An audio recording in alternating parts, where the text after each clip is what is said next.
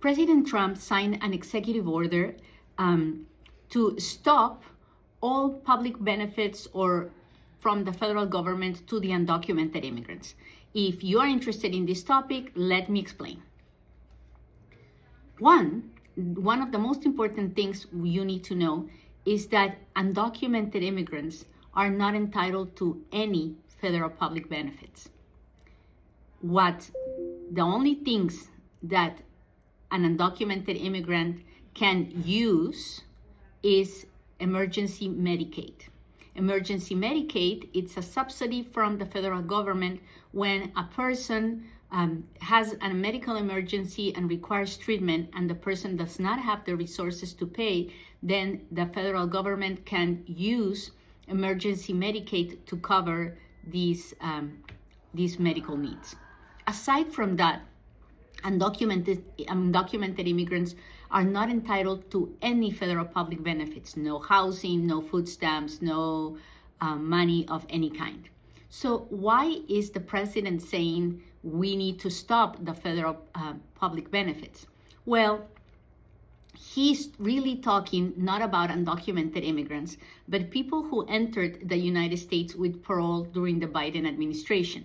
During the Biden administration, there was a program called Parole for Cubans, Haitians, Venezuelans, and Nicaraguans, for Ukrainians, and for Afghans.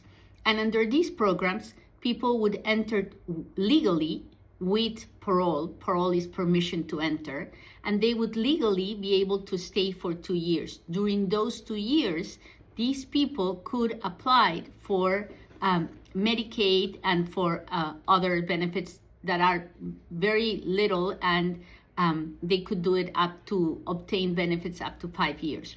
Now, the parole was only available for 2 years, so nobody ever used it more than that.